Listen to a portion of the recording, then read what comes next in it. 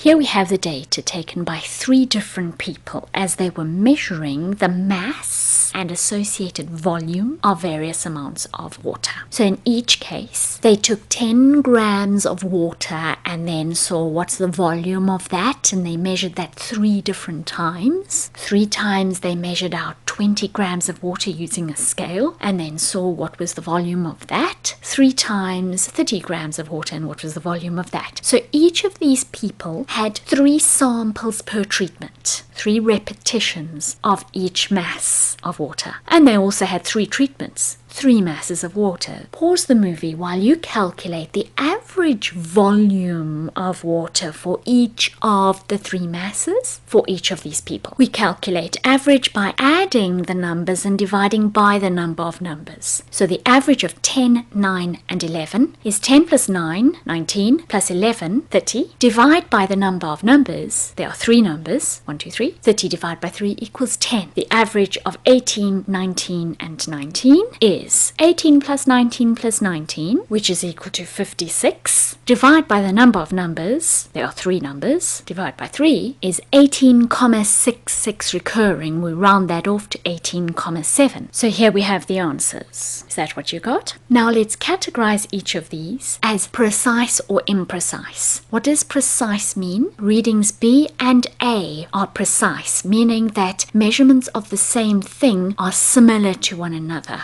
and so you can predict from the measurements. Cindy's data is precise. So she's measuring the volume of 10 grams of water 3 times. She gets 10, 9 and 11. That's similar readings to one another. For 20 grams of water, she gets 18, 19 and 19. Those are similar readings to one another. She's being precise. You can also see from her trend in the averages that there's a pattern there. You can see that 10 grams of water has a volume of 10 centimeters cubed according to her. You double the mass of water, you get 20 grams of water, and the volume is also double approximately. It's 19 centimeters cubed. It would be 20 centimeters cubed if it was double. So it's not perfectly right, but it's quite close. As the mass is increased by a certain factor, the volume in her readings is also increasing roughly by the same factor. There she's tripling the mass of the water from 10 grams to 30 grams, and that is approximately tripling the volume, not exactly, but nearly. Her readings are quite precise. You can predict what the next reading will be from the patterns seen so far.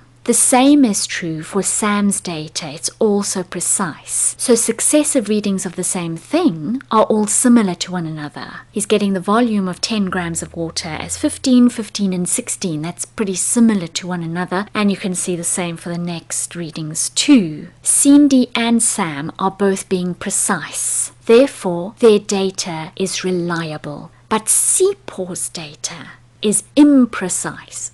So it's unreliable. So the first time he measures the volume of 10 grams of water, he finds it to be 8 centimeters cubed. Then the next time it's 6, and suddenly then the next time it's only 2 centimeters cubed. You can't predict anything from this erratic data. It's all over the place. Same with 20 grams of water. First measurement 29 centimeters cubed, next one 35, then 3 centimeters cubed. His data is just all over the place. You can't predict anything from this. His data is imprecise, it's unreliable. Now what about accuracy? The truth of the matter is that 10 grams of water has a volume of 10 centimeters cubed. 20 grams of 20 centimeters cubed, because water's density is 1 gram per centimeter cubed. So that's the truth of the matter. Now, who is close to that truth? Cindy is. You can see that her data is very similar to the truth. Sam and Seepor are not close to the truth. So the truth is 10 grams of water has a volume of 10 centimeter cubed, but Sam gets 15 and Seepor gets 5. So we can see that Sam and Seepor's data is not accurate. So therefore it is not valid.